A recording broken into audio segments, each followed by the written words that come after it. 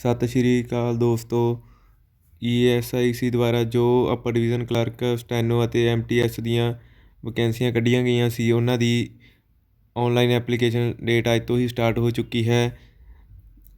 ਅਤੇ ਹੋਰ ਨਵੇਂ ਭਰਤੀਆਂ ਦੇ ਨੋਟੀਫਿਕੇਸ਼ਨ ਜਾਣਨ ਲਈ ਅਤੇ ਭਰਤੀਆਂ ਨੂੰ ਕਿਸ ਤਰ੍ਹਾਂ ਭਰਨਾ ਹੈ, ਇਹ ਜਾਣਨ ਲਈ ਸਾਡੇ ਜੋਬ ਅੱਡਾ 24 ਚੈਨਲ ਨੂੰ ਲਾਈਕ ਕਰੋ, ਸਬਸਕ੍ਰਾਈਬ ਕਰੋ, ਸ਼ੇਅਰ ਕਰੋ ਅਤੇ ਬੈਲ ਆਈਕਨ ਨੂੰ ਵੀ ਦਬਾ ਦਿਓ ਤਾਂ ਤੁਹਾਡੇ ਤੱਕ ਜਲਦ ਤੋਂ ਜਲਦ ਵੀਡੀਓ ਪਹੁੰਚ ਸਕੇ।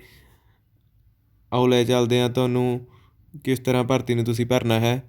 ਸਭ ਤੋਂ ਪਹਿਲਾਂ ਤੁਸੀਂ ESIC ਦੀ ਵੈਬਸਾਈਟ ਨੂੰ ਖੋਲ੍ਹ ਲੈਣਾ ਹੈ। ਉਸ ਤੋਂ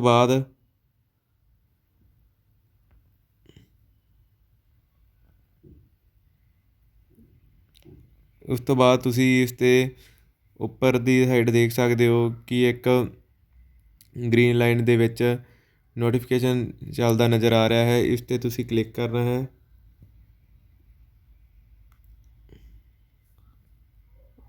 ਅਤੇ ਸਭ ਤੋਂ ਪਹਿਲਾਂ ਤੁਸੀਂ ਕਲਿੱਕ ਨਿਊ ਰਜਿਸਟ੍ਰੇਸ਼ਨ 'ਤੇ ਕਲਿੱਕ ਕਰਨਾ ਹੈ।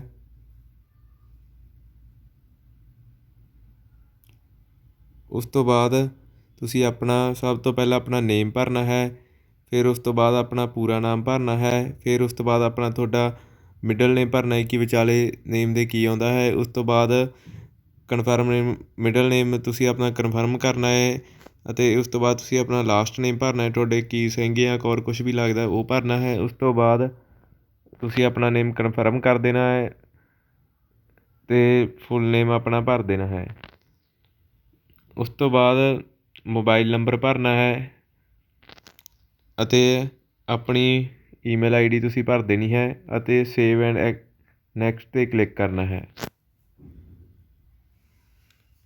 ਅਤੇ ਉਸ ਤੋਂ ਬਾਅਦ ਤੁਹਾਡੇ ਮੂਹਰੇ ਇਸ ਤਰ੍ਹਾਂ ਦਾ ਇੰਟਰਫੇਸ ਆ ਜਾਵੇਗਾ, ਜਿਸ ਵਿੱਚ ਸਭ ਤੋਂ ਪਹਿਲਾਂ ਤੁਸੀਂ ਆਪਣੀ ਫੋਟੋਗ੍ਰਾਫ ਚੂਜ਼ ਕਰਨੀ ਹੈ ਅਤੇ ਉਸ ਤੋਂ ਬਾਅਦ ਤੁਸੀਂ ਆਪਣੇ ਸਿਗਨੇਚਰ ਅਪਲੋਡ ਕਰਨੇ ਹੈ ਅਤੇ ਉਸ ਤੋਂ ਬਾਅਦ ਤੁਸੀਂ ਨੈਕਸਟ ਕਰ ਦੇਣਾ ਹੈ। ਸਿਗਨੇਚਰ ਕੈਪੀਟਲ ਦੇ ਵਿੱਚ ਨਹੀਂ ਹੋਣੇ ਚਾਹੀਦੇ।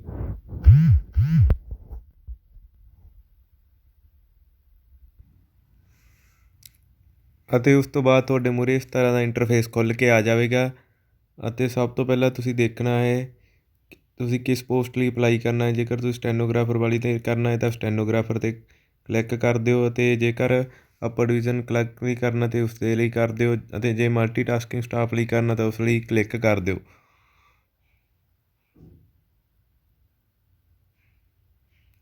ਅਤੇ ਉਸ ਤੋਂ ਬਾਅਦ ਤੁਸੀਂ ਆਪਣਾ ਰਿਲੀਜਨ ਦੇਖਣਾ ਹੈ ਕਿ ਤੁਸੀਂ ਕਿਸ ਸਟੇਟ ਤੋਂ ਬਿਲੋਂਗ ਕਰਦੇ ਹੋ, ਤੁਸੀਂ ਉਹ ਆਪਣੀ ਸਟੇਟ ਦਾ ਨਾਮ ਭਰ ਦੇਣਾ ਹੈ, ਇਸ ਵਿੱਚੋਂ ਸਿਲੈਕਟ ਕਰ ਲੈਣੀ ਹੈ।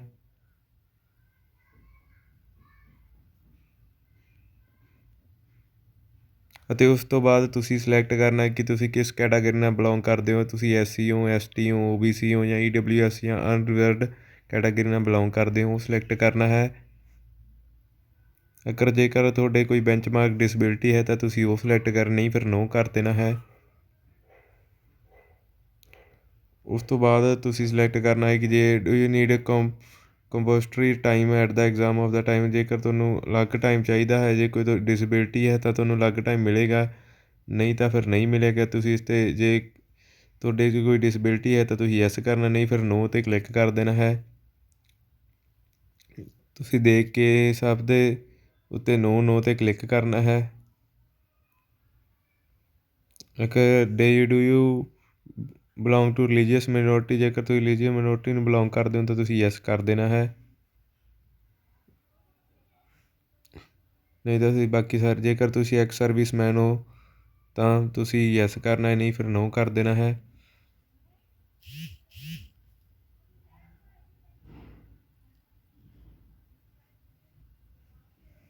ਅਤੇ ਉਸ ਤੋਂ ਬਾਅਦ ਜੇਕਰ ਤੁਹਾਨੂੰ ਏਅਰ ਰਿਲੈਕਸੇਸ਼ਨ ਚਾਹੀਦਾ ਹੈ ਤਾਂ ਤੁਸੀਂ ਉਸ 'ਤੇ ਯੈਸ ਕਰਨਾ ਹੈ, ਨਹੀਂ ਨੋ ਕਰ ਦੇਣਾ। ਅਤੇ ਨੈਸ਼ਨੈਲਿਟੀ ਸਿਲੈਕਟ ਕਰਨ ਦੇ ਤੁਸੀਂ ਇੰਡੀਅਨ ਹੋ ਜਾਂ ਅਦਰਸ ਹੋ।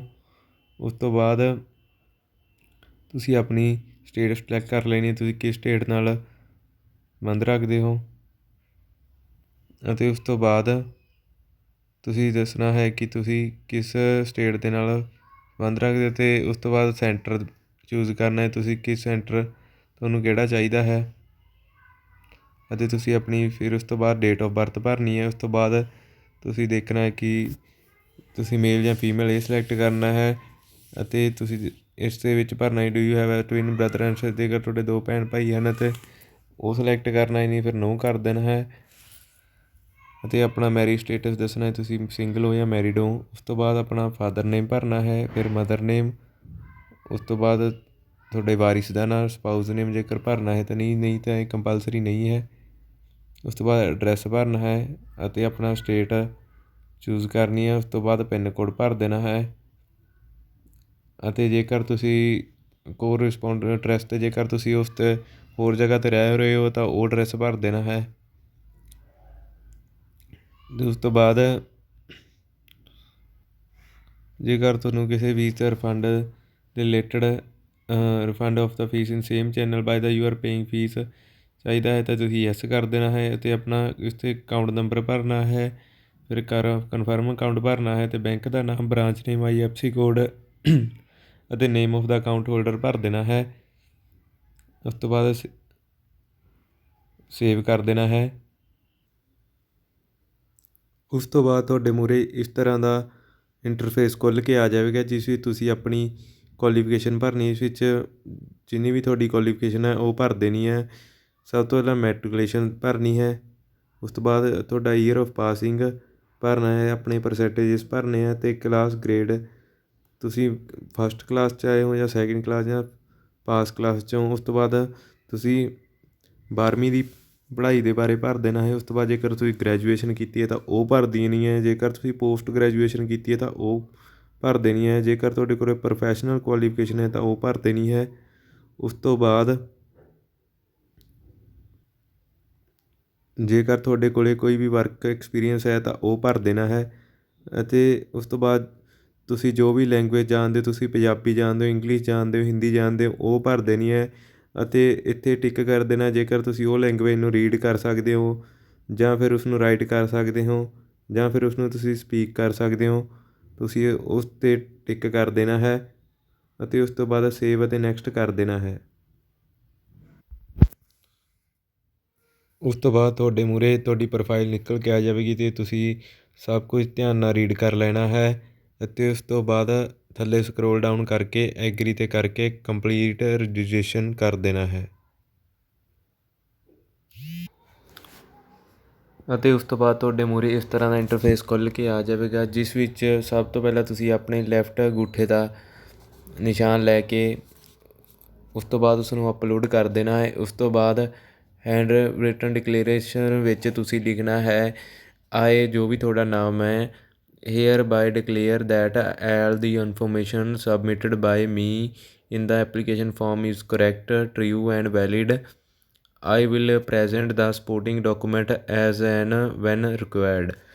ਤੁਸੀਂ ਇਸ ਨੂੰ ਇੱਕ ਖਾਲੀ ਪੇਜ 'ਤੇ ਲਿਖ ਲੈਣਾ ਹੈ। ਉਸ ਤੋਂ ਬਾਅਦ ਇਸ ਦੀ ਫੋਟੋ ਖਿੱਚ ਕੇ ਅਪਲੋਡ ਕਰ ਦੇਣੀ ਹੈ ਅਤੇ ਇਹ ਕੈਪੀਟਲ ਦੇ ਵਿੱਚ ਨਹੀਂ ਹੋਣਾ ਚਾਹੀਦਾ ਅਤੇ ਤੁਸੀਂ ਇਹ ਆਪਣੇ ਆਪ ਹੀ ਲਿਖਣਾ ਹੈ ਅਤੇ ਉਸ ਤੋਂ ਬਾਅਦ